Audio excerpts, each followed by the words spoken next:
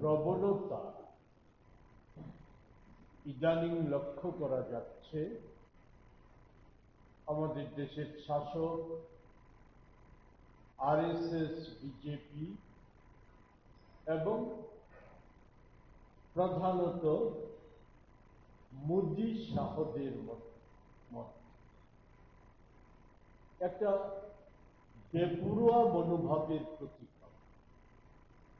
আমি সেই সম্পর্কিত বিষয়ে খুব বিস্তারিত ব্যাখ্যা বিশ্লেষণে যাব না। আমাদের একটা হ্যান্ড নোট, প্রেস নোট আমরা আপনাদের জন্য তৈরি করেছি, আপনারা এটা নিয়ে যাবেন। এতে বিস্তৃতভাবে আছে। শুধু সংক্ষেপে যেটা বলবো যে ইতিহাস আমাদের এই শিক্ষাই দিয়েছে যে পৃথিবীতে স্বৈর শাসকরা এবং বিশেষত উগ্র মৌলবাদী ধর্মীয় স্বৈর শাসকরা তারা নিজেদের শাসন ব্যবস্থা টিকিয়ে রাখার জন্য যে পথগুলি অবলম্বন করে, এর মধ্যে গুরুত্বপূর্ণ হচ্ছে গণতান্ত্রিক ব্যবস্থাপনাকে ধ্বংস করে দেওয়া, এগুলিকে পদদলিত করা। এটার মধ্য দিয়েই তারা টিকে থাকার চেষ্টা করে। সাথে আছে উগ্র ধর্মীয় উন্মাদনা, জাতিগত বিদ্বেষ সৃষ্টির সাথে এটাও একটা গুরুত্বপূর্ণ ক্ষেত্র। সেটা হচ্ছে তাদের কুকর্ম এবং অপকর্মগুলিকে আড়াল করতে রাষ্ট্রীয় প্রচার মাধ্যমের সাথে সাথে তাদের কুক্ষিগত বশঙ্বর, বিশেষ করে তাদের বান্ধব কর্পোরেট জগৎ, সেই আদিম যুগ থেকে তাদের যে প্রচার মাধ্যম, সেগুলিকে দলীয় স্বার্থে এবং নিজেদের স্বার্থে তারা ব্যবহার করে আসছে। এবং এটা ব্যবহার করার মধ্য দিয়ে বরাবরই দেখা গেছে, পৃথিবীর সব দেশে সর্বত্র দেখা গেছে, জনস্বার্থের পরিপন্থী পদক্ষেপগুলি নিতে এরা কোনো দিন পিছপা হয় না। এরা বরঞ্চ প্রতিদিন, প্রতি মুহূর্তে এরা বেপরোয়া হয়ে ওঠে।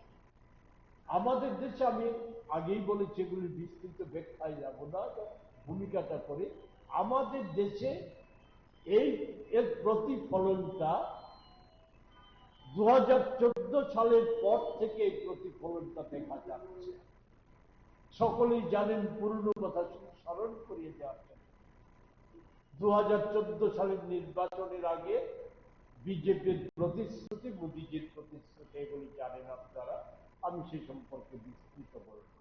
শুধু যেটা বলবো, তাদের মুখ্য স্লোগান ছিল স্বচ্ছতাই সংকল্প, বিজেপি বিকল্প। তার সাথে বছরে 2 কোটি চাকরি, কালো টাকা উদ্ধার, 15 লক্ষ টাকা ব্যাংক অ্যাকাউন্ট। এগুলির কি পরিণতি হয়েছে জানেন, এগুলি বলতে চাই না। শুধু প্রথম যে বিষয়টা, স্বচ্ছতাই সংকল্প, বিজেপি বিকল্প, ক্ষমতাসীন হওয়ার পর থেকে শুধু কেন্দ্রে না, যেখানে রাজ্য সরকারগুলি ছিল বা আছে, সেই সর্বত্র দেখা গেছে যে লাগামহীন ভাবে দুর্নীতিগ্রস্ত হয়ে পড়ার প্রবণতা বৃদ্ধির প্রতিযোগিতা একেবারে সর্বোচ্চ স্তর থেকে সর্বনিম্ন স্তর পর্যন্ত গাঢ় হয়ে বসেছে। এবং এটা আমার কথা না, 2025-এ জানুয়ারি মাসে দুর্নীতি বিষয়ক আন্তর্জাতিক যে সমীক্ষক সংস্থা, আমি সারা দেশের অন্যান্য দুর্নীতি, এই সমস্ত নেশা, পাচার, বাণিজ্য, এই সমস্ত দুর্নীতি, এগুলির তথ্য সরকারি ক্ষেত্রে সরকারি অর্থ লুপাট, প্রকল্প গায়েব করে দেওয়া, এই জাতীয় দুর্নীতির বিচারে পৃথিবীর দেশগুলির মধ্যে 24 সালে ভারতের 23 সালে ভারতবর্ষের স্থান ছিল 193, আর 25 সালে এক বছরের ব্যবধানে তা বেড়ে হয়েছে 196তম স্থানে। কৃষিদের নিয়ে নানা মায়া কান্না মুদিজি করে, নানা কথা আপনারা জানেন। কৃষকরা জীবন বাজি রেখে লড়াই করেছে। 4 বছর লড়াই করার পর মুদি মুচলেখা দিতে বাধ্য হয়েছিল, কিন্তু যেই মুচলেখায় যে প্রতিশ্রুতিগুলি ছিল, একটা প্রতিশ্রুতিও এই সময়ে প্রতিপালন করেনি। বাঁকা পথে ওই প্রতিশ্রুতিগুলি লঙ্ঘন করে চলছে, আর কৃষকদের জীবনে একেবারে সর্বনাশ ডেকে আনার জন্য বীজ বিল নামে একটা ড্রাফট বিল পার্লামেন্টে, এই চলতি পার্লামেন্ট অধিবেশনে সেখানে পেশ করেছে। এই হচ্ছে সেই বীজ বিলের ড্রাফট কপি।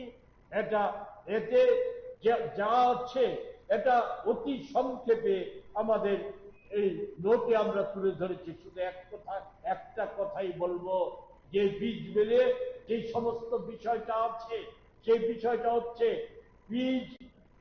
কৃষি বীজ উৎপাদনের ক্ষমতা কৃষকদের হাতে থাকবে না, এমনকি সরকারের হাতে থাকবে না, রাজ্য সরকারের হাতে থাকবে না। এই বীজ বিল উৎপাদন, মূল্য নির্ধারণ, এই ক্ষমতা কর্পোরেটদের হাতে চলে যাবে। আমি শুধু আপনাদের স্মরণ করিয়ে দিতে চাই, সামন্ত প্রভুরা যে সমস্ত কৃষকদের ক্ষেত্রে যে আচরণ করত, কৃষক বিরোধী আচরণ করত, মোদিজি, অমিত শাহরা তাকেও ছাপিয়ে গেছে এই বীজ বিল। সাথে আছে আরেকটা বিল, সেটা হচ্ছে বিদ্যুৎ বিল। আমরা যেটা আপনাদেরকে বলে আমার কথা বলা শেষ করব, সেটা হচ্ছে বিদ্যুৎ। আমি তো আগেই বলেছি একটা মৌলিক ক্ষেত্র। সেটা এই বিদ্যুৎ বিলের নানাভাবে বেসরকারীকরণ এবং সর্বসাধারণের সর্বনাশ করার যে প্রচেষ্টা অনেকদিন আগে থেকে, অটল বিহারী বাজপেয়ীর সময়কাল থেকে শুরু হয়েছিল বেসরকারীকরণের প্রচেষ্টা, মোদিজি নগ্নভাবে সমস্ত বিদ্যুৎ ক্ষেত্রকে বেসরকারি করে দেওয়ার প্রচেষ্টা হিসাবে আমাদের দেশে স্মার্ট মিটার, হেন তেন নানা রকম প্রকল্প, সর্বশেষ সূর্যঘর প্রকল্প, এখন যে বিদ্যুৎ বিল আনছে, সেই বিদ্যুৎ বিলের মূল নির্যাস হচ্ছে যে এই বিদ্যুৎ বিলে সরকারের কোন রকম ভূমিকা থাকবে না। বিদ্যুতের গুরুত্বপূর্ণ ক্ষেত্রগুলির ক্ষেত্রে মূল্য নির্ধারণ সহ গুরুত্বপূর্ণ ক্ষেত্রে কোন রকম ভূমিকা থাকবে না। সমস্তটাই নিয়ন্ত্রণ করবে ব্যবসায়ীরা, কর্পোরেট জগৎ। ফলে সব তারা তাদের খেয়াল খুশি মতো তারা বিদ্যুৎ নিয়ে ব্যবসা করবে সরকারি পরিকাঠামোকে ব্যবহার করে। ইতিমধ্যে আবারও উল্লেখ করতে চাই, সৌর বিদ্যুৎ প্রকল্পের সমস্ত সরকারি অর্থে পরিকাঠামো তৈরি করা হয়েছে, অথচ 97% শেয়ার কর্পোরেটদের কাছে দিয়ে দিয়েছে। ফলে এই যে একটা ভয়ঙ্কর অবস্থার সৃষ্টি হবে, সাধারণ মানুষ কৃষি ক্ষেত্রে যে ভয়ঙ্কর অবস্থার সৃষ্টি হবে, এটা মানুষের সর্বনাশ ডেকে আনবে। এবং আমরা যেটা বারবার বলছি যে মোদিজি কার্যত ভারতবর্ষের মানুষকে, মোদিজি চাইছে একটা অংশের মানুষকে ভিক্ষুবে পরিণত করতে, আরেকটা অংশের মানুষকে শ্রমদাসে পরিণত করতে, যাতে তারা সরকারের উপর নির্ভরশীল হয়ে থাকতে পারে। এবং সরকার বা বিজেপি, আরএসএস তারা ভাবছে খয়রাতি দিয়ে মানুষকে ওই কিছু টেক্কা দিয়ে দাস শ্রমিকদের মতো থাকিয়ে তারা ক্ষমতায় টিকে থাকতে পারবে, আর ভোট আসলে তার হয়রাতি দিয়ে ভোট কিনে নেবে। এর সর্বোচ্চ 14 সাল থেকে নিদর্শন শুরু হয়েছে।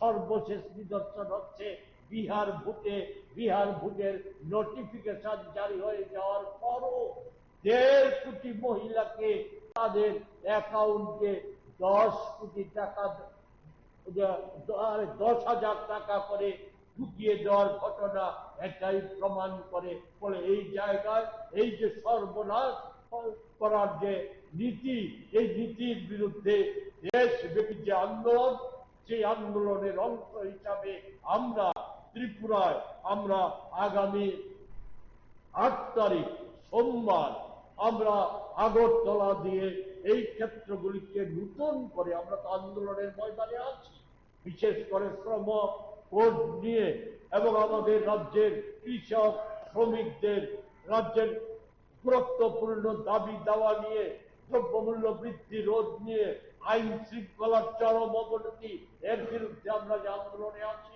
এর সাথে যুক্ত হবে এই বিদ্যুৎ বিলের খসড়া বাতিল এবং এই বীজ বিলের খসড়া বাতিলের দাবিতে আমাদের আন্দোলন।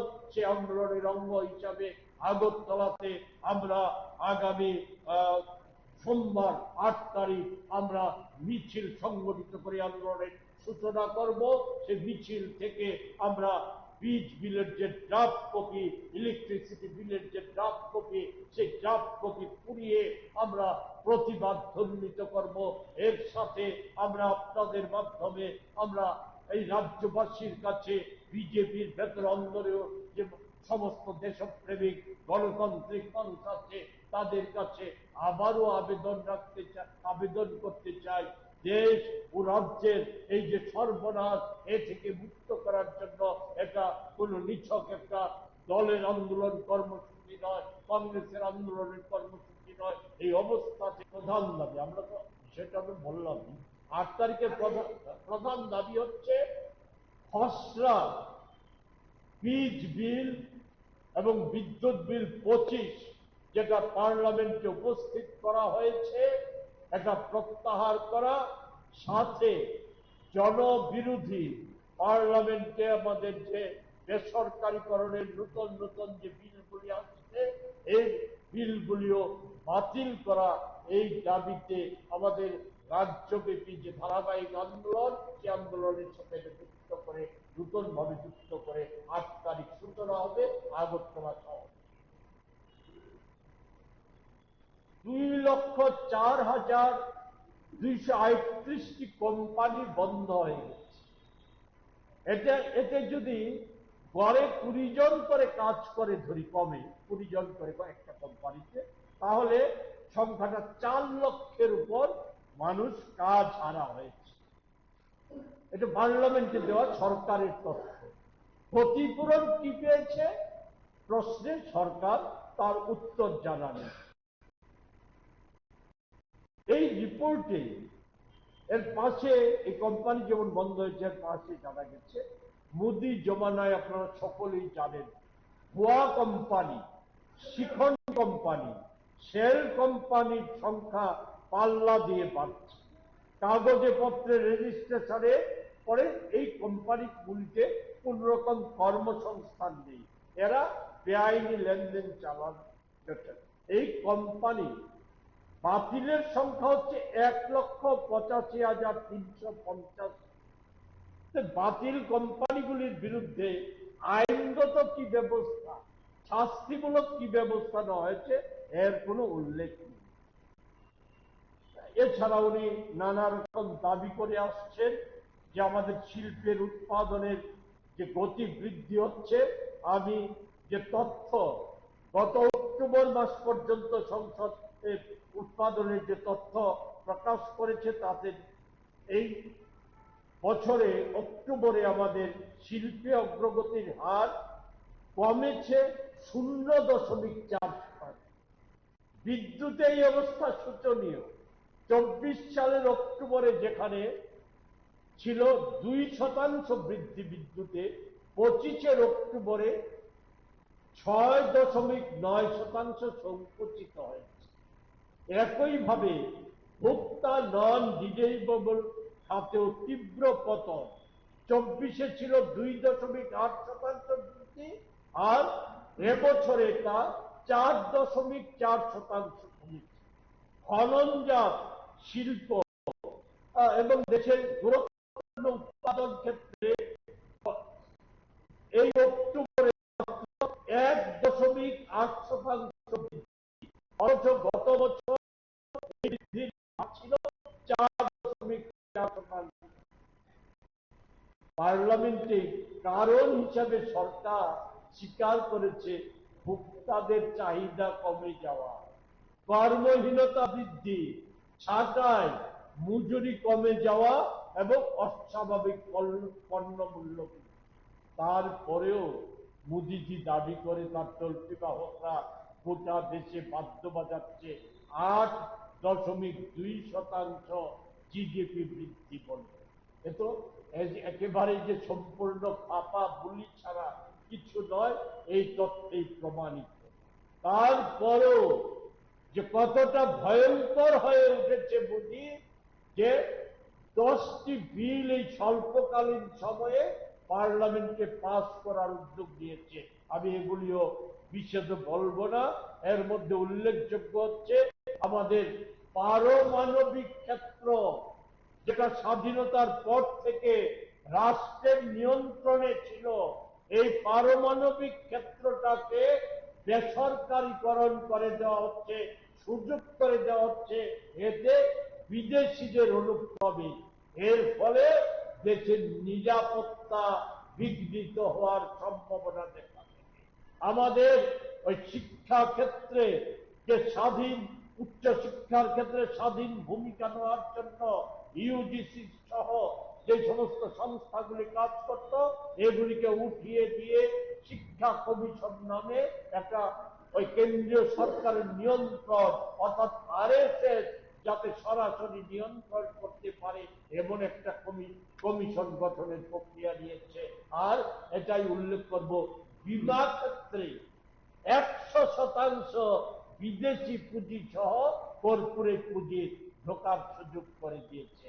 এর সাথে আজকে যেটা নিয়ে আমরা আলোচনা করব, আমরা যেটা লক্ষ্য করেছি যে মোদিজি শাহরা তারা একটা ট্যাকটিক্স তারা অবলম্বন করে চলছে, মানুষ যাতে দ্রুত ভুলে যায়, একটা প্রকল্প প্রতিশ্রুতির যাতে পর্যালোচনা করে উঠতে না পারে তার ইতিবাচক দিক, নেতিবাচক দিক, তার আগে আরেকটা, তার পূর্বেই আরেকটা প্রকল্প প্রতিশ্রুতি ঘোষণা করে।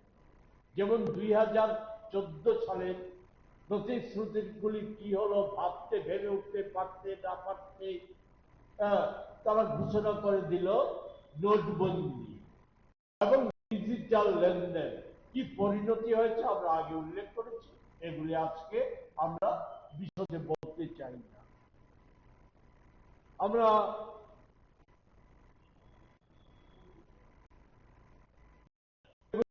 একসাথে যেটা যুক্ত আছে ভারতবর্ষে, সেটা হচ্ছে প্রবল ভাবে ধর্মীয় উন্মাদনা সৃষ্টি করা। আর যা শুধু এই ধর্মীয় উন্মাদনা সৃষ্টি না, ধর্মীয় মেরুকরণ সৃষ্টি করার মধ্য দিয়ে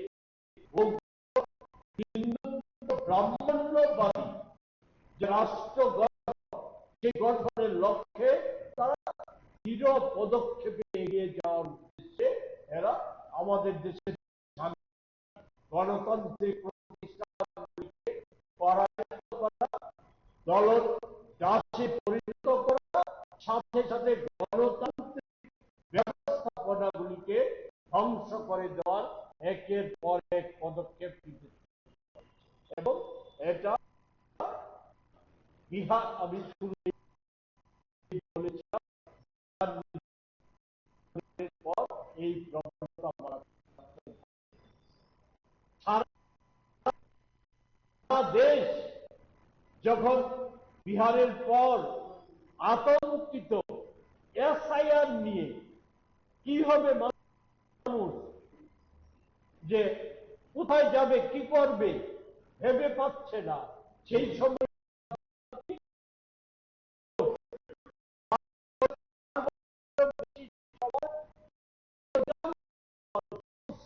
কৃষকরা যারা সরাসরি ক্ষতিগ্রস্ত হবে, দেশের সব অংশের মানুষ সংসদের ভেতরে বাইরে উত্তাল সংগ্রাম সংগঠিত করছে, নানা রকমের ভাবে প্রতিবাদ ধ্বনিত করছে।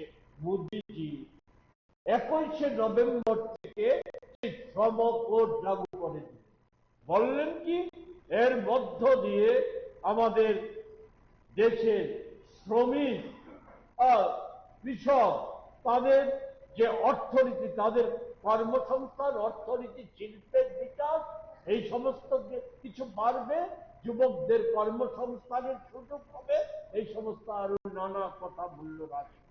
আমি সেগুলি বলতে চাই, আমি শুধু আপনাদের স্মরণ করে দিতে চাই, মোদিজি যখন এই কথা ঘোষণা করে শ্রম কোড ঘোষণা করলো, পার্লামেন্ট অধিবেশন চলছে।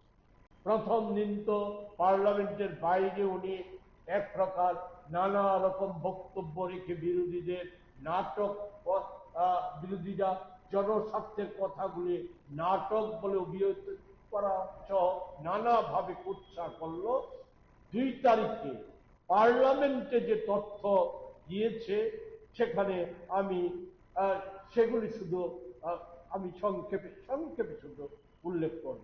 দেশের মানুষকে একতাবদ্ধ করে আজকে আমাদের প্রতিবাদ প্রতিরোধ আন্দোলন গড়ে তোলা ব্যতীত অন্য কোনো পথ নেই। ফলে সেই আন্দোলনে আমাদের যে আন্দোলন সূচি, সেই আন্দোলনকে সফল করার ক্ষেত্রে আপনাদের সংবাদ মাধ্যমের সাহায্য চাই। কারণ আজকে সব সংবাদ মাধ্যম কিন্তু মারাত্মকভাবে আক্রান্ত।